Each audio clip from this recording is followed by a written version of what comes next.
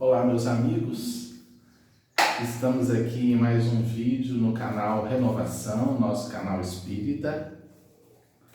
E hoje um vídeo que eu gostaria que vocês também assistissem como estudo, como reflexão, com uma certa paciência, para que a gente possa penetrar no sentido profundo do vídeo, desse estudo que eu vou fazer, e fazer uma conexão com a realidade, uma conexão com o momento que a gente vive no mundo e com a história do mundo, né? Nós vamos falar sobre liberdades, nós vamos falar sobre sociedade, sobre religião e religiosidade. Eu sempre li muitos livros espíritas, né, ao longo de décadas, e entre os meus livros espíritas eu sempre leio as obras psicografadas pelo médium Robson Pinheiro. É um médium que o movimento espírita, né, boa parte do movimento espírita não lê muito e tal, mas eu acho que nós temos que ler de tudo, né? E aquilo que é bom a gente guarda, aquilo que a gente não concorda, o que a gente acha que não é bom a gente descarta. Eu acho que a vida espírita, o entendimento espírita é isso, né? Não é nós nos fecharmos num caixotinho dogmático, porque daqui a pouco a gente instala no movimento espírita o index prohibitorum, quando a Igreja Romana estabelecia os livros que não podiam ser lidos. E Kardec propõe a gente ler até os livros contrários ao Espiritismo. Kardec propunha isso, né? Que líder fantástico, né? Bem, um livro que me chama muita atenção e que eu quero partilhar um fragmento desta obra é o livro psicografado pelo Robson, 2080. Esse livro assinado pelo espírito Júlio Verne. Muita gente já fica assim, nossa, mas um espírito tão famoso assim está escrevendo como médium, né? Quem define que espírito pode escrever ou não, né? É o espírito, né? Mas o que eu quero focar neste vídeo é o conteúdo que eu vou expor aqui para vocês, né? Esse livro, e envio aqui o meu abraço ao Robson, Marcos Leão, Leonardo Muller, toda a equipe da Casa dos Espíritos. Esse livro é uma distopia. Você já ouviu falar em distopia? Na contracapa ou na quarta capa é esclarecido: qualquer distopia, qualquer representação ou descrição de uma organização social futura caracterizada por condições de vida insuportáveis, com o objetivo de criticar tendências da sociedade atual ou parodiar utopias, alertando para os seus perigos.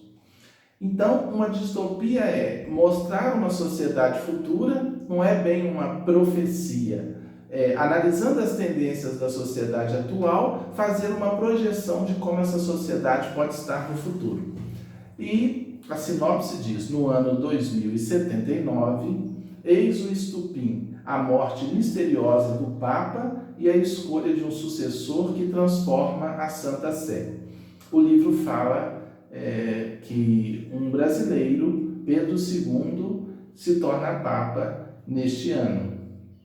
É uma ficção, meus irmãos. O Espírito trabalha com uma ficção, né, uma distopia, para ver tendências e o rumo para o qual o planeta, a humanidade, né, a humanidade estaria caminhando. Apesar do desenvolvimento da tecnologia, o meio ambiente deteriora-se.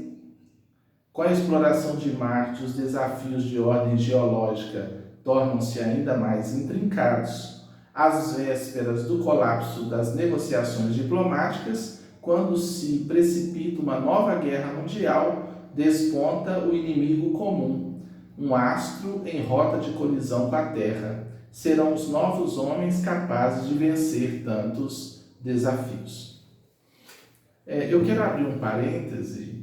Nós sabemos que nessas últimas eleições o médium Robson Pinheiro apoiou abertamente o candidato Bolsonaro, mas nós temos que analisar aqui o conteúdo, né? Sempre é bom separar o médium do espírito, né? Respeitando a escolha de cada indivíduo, o seu lado político, mas o conteúdo, o fragmento que eu vou pensar aqui é digno de estudo. Então, não vamos descartar nada e nem aceitar nada por conta de uma escolha política de um médium, né?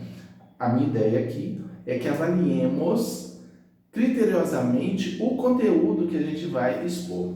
Esse conteúdo, ele está mais especificamente a partir da página 51. Então eu vou ler uns trechos aqui e comentando, porque eu considerei de uma atualidade. Mas não é uma projeção lá para 2080, mas a partir de tendências atuais. Você sabe, poucos espíritas, poucos trabalhadores, né, as federativas não falam nada disso, né? Mas você sabe, por exemplo, que religiosos no Rio de Janeiro destroem terreiros de Umbanda? Sabe o que a gente tem com isso? A gente tem com a sociedade, né?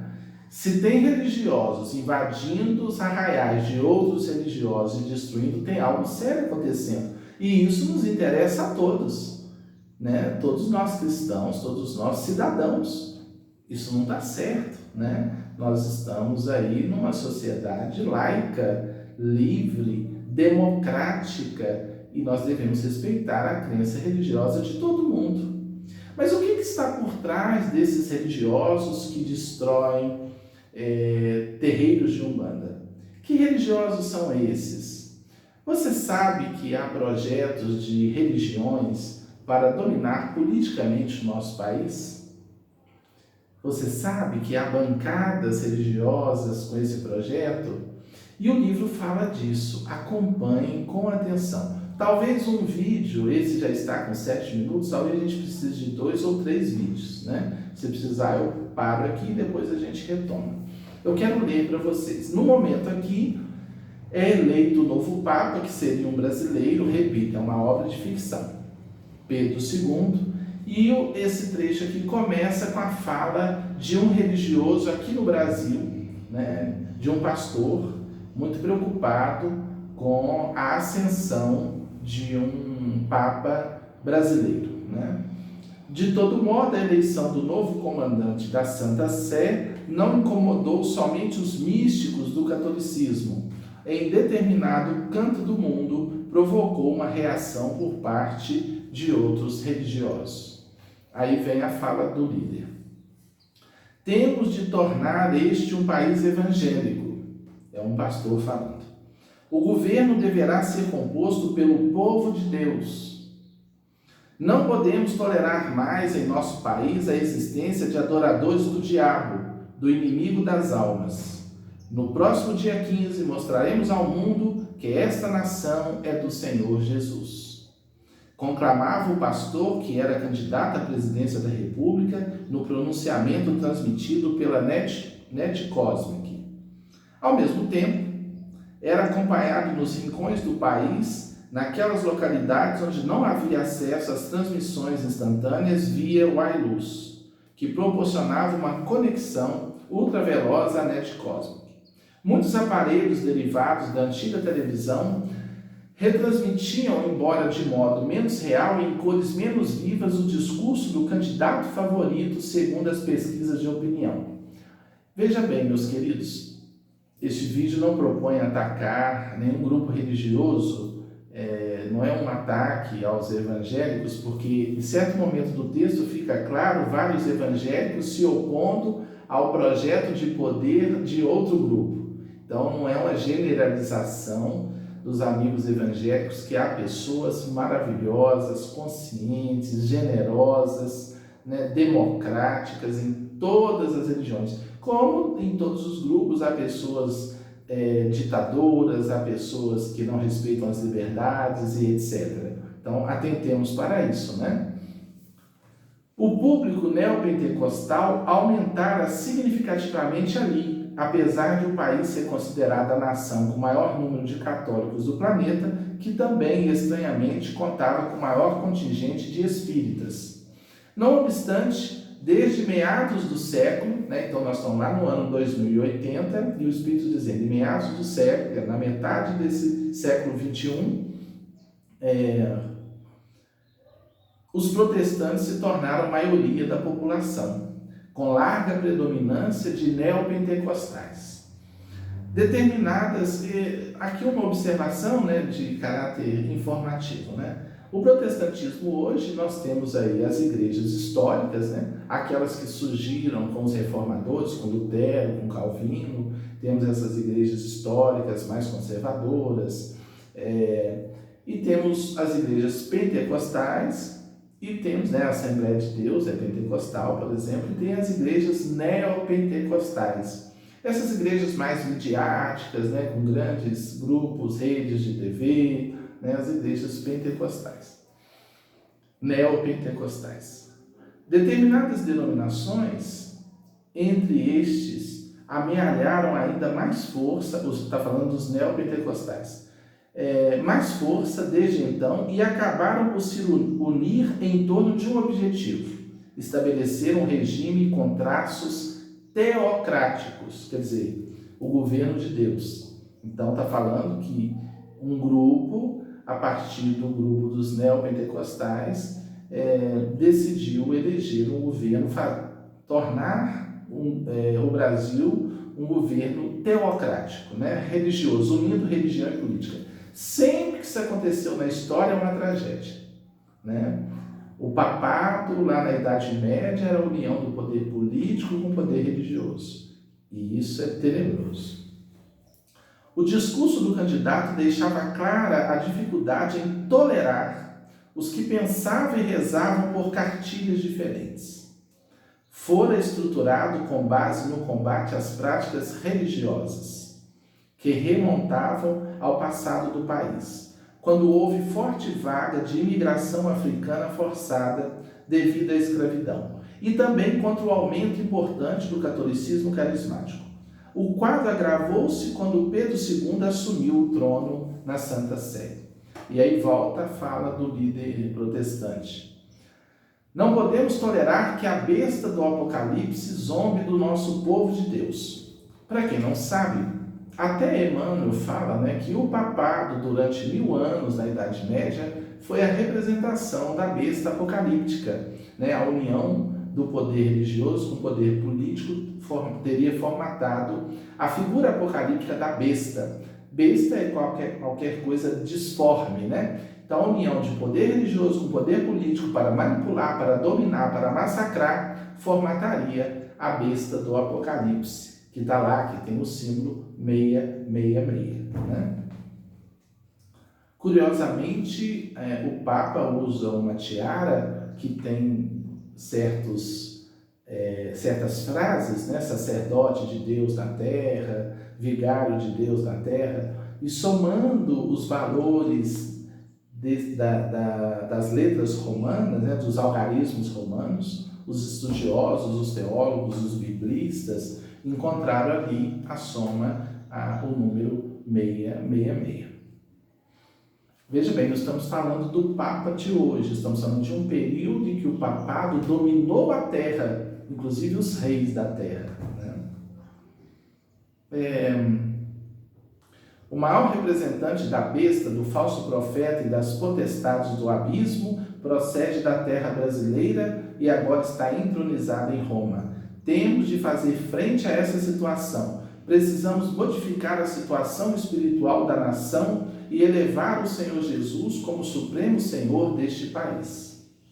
Votando em um homem de Deus, em um servo da causa do Senhor, faremos do Brasil uma grande nação. Então, parece que esse projeto já está aí, né?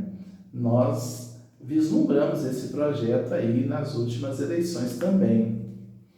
Extrapolando todas as expectativas, o povo, principalmente aquela parte da população que acreditava em resultados e propostas salvacionistas, assomou às ruas, causando medo entre aqueles que não comungavam de sua fé.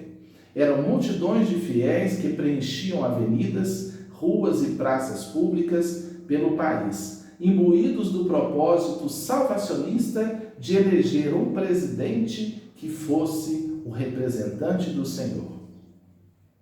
Representantes daqueles que passaram a ser chamados de novos crentes. O Espírito dá nome aqui, né, um nome fictício, a esse grupo proveniente do neopentecostalismo. Eles passaram a se autodenominarem novos crentes.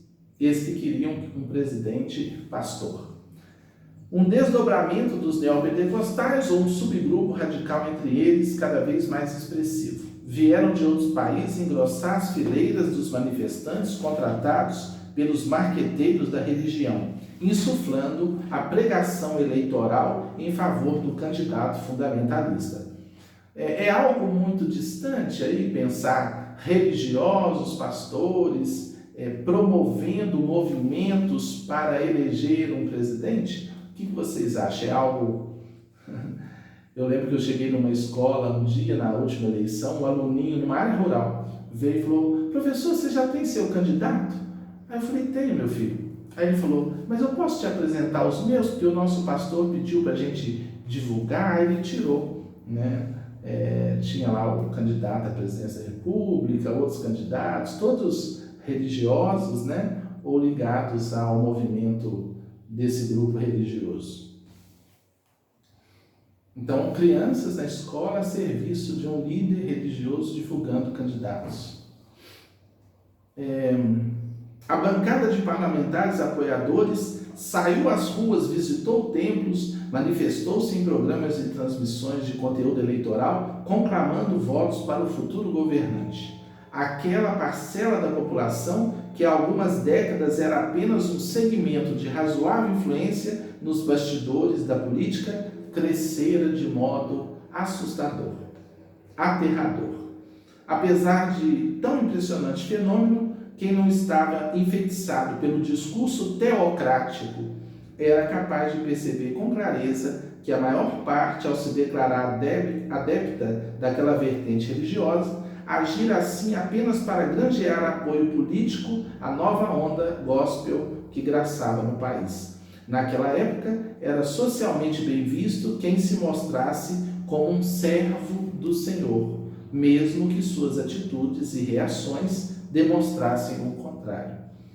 Então, quer dizer, um verdadeiro farisaísmo moderno, né? Você pertencer a um grupo, ter um rótulo, divulgar isso no seu carro, na sua casa, no seu comércio, mas não necessariamente viver o amor, né? Palavras decoradas, recheadas de versículos e chavões neotestamentários, né? Aquelas frases de efeito, as frases bíblicas, né? Muito utilizadas, né? Alguns religiosos adoram, cita isso, cita aquilo, né? Faziam parte do discurso corrente daqueles indivíduos, bem como testemunhos de obras e realizações espirituais nem sempre verdadeiras, mas supostamente cobertas de unção do Espírito Santo. O candidato que conquistara a preferência da maioria dos eleitores atingira 52,5% das intenções de voto nas últimas sondagens, enquanto o concorrente mais próximo alcançara, dias antes do segundo turno das eleições, o índice de 37,9%. O restante dividia-se entre votos brancos e nulos, além dos indecisos. A derrota parecia iminente para aqueles que acreditavam estar diante de uma ameaça concreta, a despeito de representantes de diversos partidos terem se unido em torno da candidatura do segundo colocado na tentativa de evitar a vitória do Partido Gospel. Temiam um retrocesso geral, sobretudo em matérias como liberdade religiosa e de expressão. Personalidades da imprensa compradas com dinheiro de negócios escusos e de fiéis que contribuíam vorazmente, veiculavam dados, versões e opiniões favoráveis aos pretendidos servos do Senhor. Valia tudo para eleger o primeiro pastor presidente. Aí tem uma nota de rodapé que o editor fez. Tem um livro escrito pelo próprio Robson, psicografado pelo Robson, né, do Espírito Estevão. Olha que interessante, é o que eu já comentei há pouco, né? Em 1998, o Espírito Estevão já alertava para a ameaça de a política imiscuir-se à religião, ganhando em solo brasileiro contornos graves numa tradução da imagem bíblica do anticristo. Também defendeu que a figura apocalíptica do falso profeta corresponde, na verdade, à besta ressuscitada, em sintonia, portanto, com numerosas interpretações, isto é, a reedição de uma mistura profana, outrora poderosa, entre poder religioso e poder temporal. Isso está no livro Apocalipse, uma interpretação espírita das profecias, um livro maravilhoso. Então o Espírito Estevão ele fala, né, a primeira besta, a união do poder político com a religião no catolicismo romano, né, durante a Idade Média, e o surgimento de uma segunda besta, que o Apocalipse fala também, que seria semelhante à primeira, a união do poder político com o poder religioso. Então eu fecho aqui esse primeiro vídeo, depois gravarei outro, mas para a gente ir refletindo se nós não estamos a caminho de algo assim, né? E daqui a pouco termos as nossas liberdades também. Até pouco tempo eu acreditava tanto que as nossas liberdades estavam garantidas, né? Mas nos últimos anos eu assustei, fiquei muito assustado quando eu percebi a possibilidade de perdermos a bênção da democracia. Sigamos juntos, se inscreva aí no canal, compartilhe este vídeo, depois gravarei mais outro, dando continuidade nesse estudo aqui. Vem mais coisas aí difíceis, mas se inscreva, compartilhe este vídeo com alguém, uma pessoa, e apoie o nosso canal para que a gente possa se unir. Chico Xavier dizia que talvez no futuro os espíritas se unissem mais para lidar com ameaças à própria liberdade religiosa dos espíritas. Interessante, né? Não esperamos não termos pela frente novas fogueiras inquisitoriais. Mas a história, de vez em quando, parece viver um certo retrocesso, né? E isso no nosso país, ultimamente, nós experimentamos. Sigamos firmes, apoie aqui o canal e participe do nosso Clube do Livro Espírita, entre em contato conosco. É um clube bimestral, né? Aqui temos uma das nossas obras, Construtores da Nova Era, publicada pela editora Letra Espírita, e nos ajude aí. Muita paz.